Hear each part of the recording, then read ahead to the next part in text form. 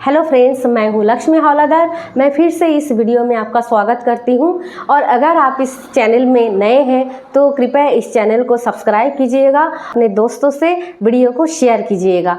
And लोग छोटी छोटी बातों को लेकर के फ्रस्ट्रेट होते हैं, स्ट्रेस में होते हैं और धीरे धीरे वो एंजाइटी और डिप्रेशन का रूप ले लेते हैं। आइए मैं इसके कुछ सिम्टम बता देती हूँ और कौन सी बातों से कहाँ पे जा कर के आपको सावधान रहना है, कहाँ पे आपको सावधान रहना है और कहाँ पे आप चीज़ों को ठीक से आकलन कर सकते हैं, उसको सही ढंग से और विचार से उस चीज़ को नष्ट कर सकते हैं। हमारे अंदर एक ऐसी शक्ति लेकर के हम पैदा हुए हैं और एक ऐसी मशीन है हमारे साथ कि बहुत पावरफुल है और वो ईश्वर का दिया हुआ सबसे पावरफुल यंत्र है, सबसे पावरफुल मशीन है। तो आप कहेंगे कि वो मशीन कौन सी है, तो वो है हमारा ब्रेन। यानी हमारे ब्रेन जो है वो सबसे पावरफुल टूल है इस दुनिया में। बशर्ते ये है कि जब हमने इस दुनिया में कदम रखा, क्योंकि हम सबकॉन्शियस माइंड में पैदा होते हैं और तब कॉन्शियस माइंड डेवलप नहीं होती है। सबकॉन्शियस माइंड के साथ हम इस दुनिया में आते हैं और 2 से 2.5 साल तक हम सबकॉन्शियस माइंड में ही रहते हैं। उसके बाद जैसे जैसे हम बाहर की दुनिया से इंटरेक्ट करते हैं और हम बाहर की दुनिया से, बाहर की वर्ल्ड से, लोगों से और स्कूल से, घर से, माहौल से जैसे जैसे हम एक दूसरे से इंटरेक्ट करते हैं, जानने लगते हैं, वहाँ से समझ पैदा होती है, वहाँ से कॉन्शियस माइंड पैदा होती है। तो सबकॉन्शियस माइंड में जब तक हम होते हैं उस समय हमारी बुद्धि नहीं होती कि हम उस बुद्धि का यूज़ करके कुछ और सबकॉन्शियस माइंड का हम यूज़ कर सकें। लेकिन जब सबकॉन्शियस माइंड और कॉन्शियस माइंड पूरी तरीके से परिपक्व हो जाता है, मजबूत हो जाती है, तब सबकॉन्शियस माइंड वो धीरे धीरे नीचे चला आता है। जैसे आपने देखा होगा किसी चित्र में, या कभी आप एक गिलास लीजिएगा और उसमें एक गिलास पानी में एक बर्फ का टुकड़ा डालिएगा। बर्फ का टुकड़ा जो है वो ज्यादातर नीचे ही होगा, लेकिन उसका एक छोटा सा अंश है जो कि गिलास के ऊपर तैरता हुआ दिखाई देगा। बिल्कुल सेम, एकदम एग्जैक्ट उसी का कॉपी है हमारा कॉन्शियस माइंड और सबकॉन्शियस माइंड। सबकॉन्शियस माइंड इतना पावरफुल टूल तो है, पर उसके साथ कोई मैनुअल ईश्वर ने नहीं भेजा जिसके साथ हम कुछ अच्छी चीजें कर सके। और इस तरह से हम इस दुनिया में हम बड़े होते जाते हैं और अपने अंदर इतनी सारी बातें, इतनी सारी नेगेटिविटी, इतनी सारे स्ट्रेस, इतनी सारे हम बार बार जो हमें नहीं सुनना है और बार बार हमें इतने बार रिजेक्ट किया जाता है, इतनी बार हमें भला बुरा कहा जाता है, इतनी बार हम रो चुके होते हैं, इतनी बार हम गिर चुके होते हैं, इतनी बार हमें नकारा जाता है, इतनी बार हमें धोखा दिया जाता है कि धीरे धीरे वो पैटर्न के रूप में और एक लूप क्रिएट होती है और जिस लूप में हम सिर्फ धंसते जाते हैं और उस लूप में ऐसे धंसते हैं कि वो जो इमोशन है वो हमारे जेनेटिक लेवल पर भी, यानी जीन पर भी वो अट्रैक्ट करते हैं और हमारे जीन में एब्जॉर्ब हो जाता है। और ऐसे करके जब आप किसी लूप पर आप चेंज लाना चाहोगे तो आपको आपकी ब्रेन का इस्तेमाल करना होगा और NLP के माध्यम से आप उस जेनेटिक लेवल को भी आप चेंज कर सकते हैं। एक शोध के मुताबिक, और मैंने अभी एक बुक पढ़ा कि जेनेटिक एक्सप्रेशन को भी बदला जा सकता है। हालांकि वो लोगों पर वो काम आता है और इतना आसान नहीं है, लेकिन एक बात कहूँ, इतना मुश्किल भी नहीं है।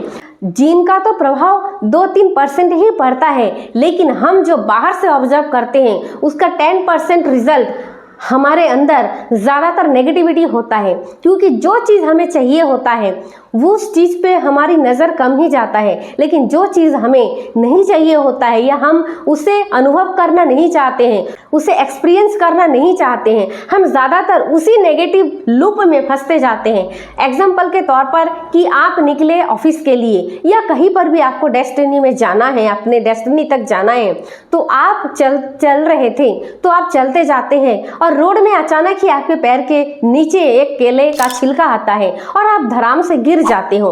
तो यहाँ पे जब आप गिर जाते हो तो यहाँ पर बहुत सारे आपके इमोशन और एक्सप्रेशन, आपके बॉडी और आपके थॉट्स का बहुत सारे एक्सप्रेशन यहाँ पर होता है। आप फ्रस्ट्रेट होते हो, आप इरिटेट होते हो, आप सैड भी हो सकते हो, या अपने आप में आप बड़बड़ा कर खुद के ऊपर कुछ अनवांटेड वर्ड्स भी आप खुद से बोल सकते हो कि मेरा तो किस्मत ही खराब है, आज मेरा दिन भर बुरा होने वाला है, आज जाते साथ ही मेरे साथ ऐसा हो रहा है। तो मतलब जो हो नहीं हुआ है उसको भी हम सोचते रहते हैं और बहुत ओवर थिंकर भी करते रहते हैं। क्यों? क्योंकि वहाँ पर बस नेगेटिव ही आप सोचते हैं।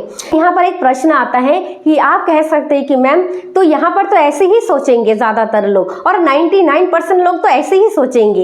1% लोग अगर उस चीज़ को समझकर अपने थॉट को थोड़ा सा अगर प्रोसेस करे या थोड़ा सा हट के सोचे तो वो यह भी तो सोच सकता है, वो व्यक्ति जो केले के छिलके पैर के नीचे आने से जो गिर गया धराम से, वो ये भी तो सोच सकता है कि शायद मेरे साथ बहुत ही बुरा होने वाला था, मैंने एक छोटा सा केले के छिलके फिसलने से मैं जो गिर गया, बहुत बड़ी चीजों से हो सकता है कि वो बच गया है, हो सकता है कि आगे अगर जाता तो इससे बहुत बड़ी चीज उसके साथ हो सकता था। इसमें ईश्वर का वो शुक्रिया अदा कर सकता है कि एक छोटा चोट ही आया है और उसमें वो अपने ग्रेटिट्यूड व्यक्त कर सकता है, क्योंकि वो छोटा सा ही चीज है, छोटी सी ही इवेंट है, छोटी सी घटना है। ज्यादातर सोचने की वजह से, नेगेटिव सोचने की वजह से उसके साथ दोस्तों ऐसा होता है कि वो उस लूप में फंस जाते हैं और उस लूप का शिकार हो जाता है, नेगेटिव लूप्स का, और उसके अंदर से ऐसे ही नहीं जाते। यानी कि अगर कोई भी घटना अगर हुई हो, जैसे कि स्ट्रेस, एंजाइटी, डिप्रेशन,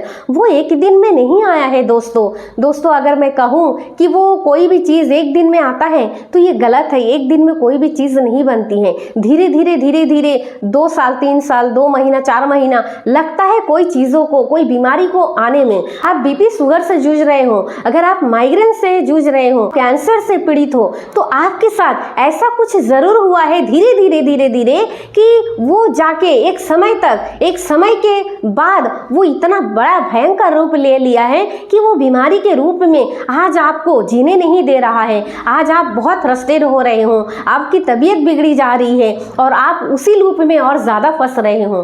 फ्रेंड, ये बहुत प्रॉब्लम है, इसलिए ही बहुत ज़रूरी है इस बात को समझना। आप हमेशा अपने ध्यान रखिए, इस नश्वर जगत में आप प्रभाव डालते हो, किसके रूप में? एनर्जी के रूप में, क्योंकि हम सब एनर्जी है और एनर्जी के द्वारा एक दूसरे पर इंटरेक्ट करते हैं और इम्पैक्ट भी करते हैं। दोस्तों, आप मेरे इस बात से अगर सहमत हैं तो आप आज से इस वीडियो को देखने के बाद आप उस चीज़ को, जो चीज़ आपके लाइफ में आने से बहुत बुरी घटना हो सकती है, आपकी तबीयत खराब हो सकती है, आप बहुत बुरे परिस्थिति में फंस सकते हो, बहुत बुरे लूप में आप फंस सकते हो, तो आज के बाद आपकी ध्यान केंद्रित वहाँ पे होना चाहिए जो आप एक्सपीरियंस करना चाहते हो, उस चीज़ पे नहीं होना चाहिए जो आप अपने लाइफ में नहीं चाहते हो। जैसे कि बीमारी नहीं चाहते हो, बुरी घटना नहीं चाहते हो, कोई बड़ी बीमारी नहीं चाहते हो, आप स्वस्थ रहना चाहते हो, हमें उस तरफ अपने ध्यान केंद्रित करना चाहिए। अब सवाल यह है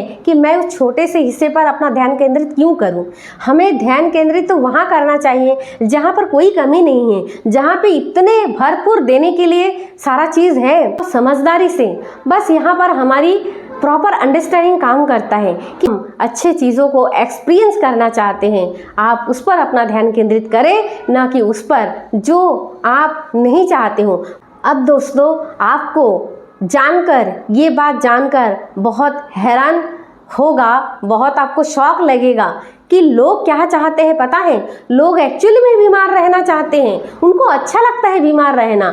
लोग खुद को फ्रस्ट्रेट में रखना चाहते हैं, लोग खुद ही उस जंजाल में, उस लूप में वो रहना चाहते हैं। साथ बुरी परिस्थिति होती रहे।